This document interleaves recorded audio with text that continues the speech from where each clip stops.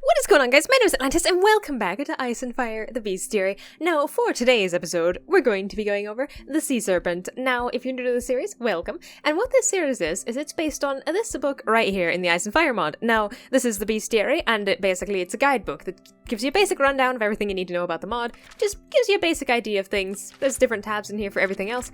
But for today, we're going to be focusing on the Sea Serpent. Now, you can go ahead and pause the video to read this if you want. I'm not going to read it because I'm just going to tell you all of this, and then possibly a little bit more. So let's get going on this. Now, first things first. This is their spawn egg. It's nothing special. Just the spawn egg.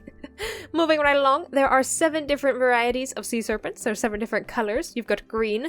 I guess that's cyan, that's light blue, dark blue, purple, red, and bronze. Or, orange, bronze, whatever you want to call it. Yeah, bronze. And these are the various different sets of armor that can be made from the scales. Now, this armor is actually quite special. Now, on land, at its base, it's not better than dragon steel armor. However, let's take a full set of this stuff here. Let's take the full set, and when it's wet, the armor actually gives you some pretty good effects. When it's wet, you get water breathing, and you get strength that increases per each piece of armor you're wearing. So let's go into the giant fish tank in here, and let's put on a piece of this armor. So when you've only got nothing on, you don't have any sort of effect. The night vision is something I gave myself just so I can see better, but you don't have any sort of effect. So when you put a piece on, you get strength and water breathing. So this level of strength is going to increase based on how many pieces I'm wearing. So let's put on the rest. So now I've got strength 2, strength 3, strength 4. The water breathing doesn't change because, well, you can't have better water breathing. You either breathe underwater or you don't. But the strength increases to 4. Now that, when it's wet, makes it even better than dragon scale armor, because the dragon scale armor just protects you from stuff, but this gives you strength when it's in the water. See, now the strength is gone, but the water breathing stays. So that's one of the main reasons, this is some good armor. Anyway, one other thing about the scales, they can be turned into blocks. Now, see how the ID is a bit weird? It might just be this version of the mod, but they don't show up in the creative menu. And yeah, they're a little bit odd, but you can craft them into blocks, but they're a little bit odd in this version of the mod. Now, as for how you craft the armor, these are the recipes, and you're going to need a thing called shiny scales to mix in with the sea serpent scales. Now, in order to get shiny scales, there's 2 ways to get it. You can either kill a hippocampus, which is this thing, or you can kill a siren, which is this thing. And they will both drop shiny scales. The sirens actually drop prismarine shards and prismarine crystals, but the the hippocampuses don't. Oh, they only drop scales. So I'd recommend killing the sirens. Also, because you can tame the hippocampuses. I wouldn't kill the hippocampuses. They're friendly. But these are the recipes. That's for the helmet. Oh no, that's for the helmet. That's for the chest plate. That's for the legs, and that's for the feet. So, moving right along to their drops. Of course, they drop scales. I know, we just covered that. They drop a skull occasionally. It is a rare drop, but you can use it as a trophy. That's basically all it's for. And I have... hold on. You can also... Can you do this? Yeah, you can turn it into bone meal. And you can do that with all the skulls in this mod. But why would you do that? Why would you do that? It's a rare drop. That's a bit of a waste of a skull. So personally, I would use it as a trophy. And the last thing they drop is Sea Serpent Fangs. Now, what these can be used for is 2 other crafting recipes. And the first being a weapon, a trident. Now, this trident functions basically the same as a normal vanilla trident.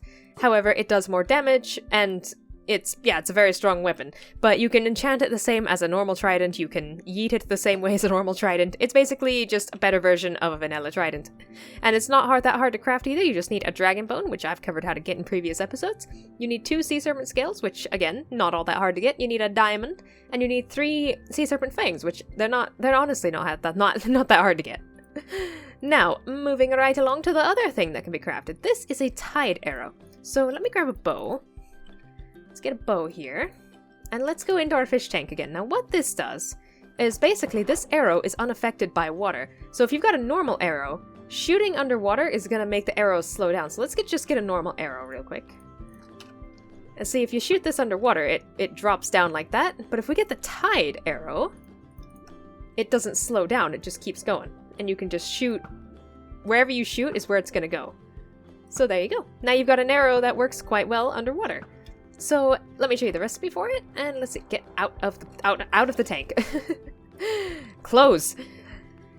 This is the recipe. You need a stick, you need a sea serpent fang, and you need 1 scale. And I'm pretty sure, let me see. How many arrows does it give you? It should give you 4. Yep, it gives you 4, and you can use any color scale as long as you've got the recipe down. It'll work. So there you go.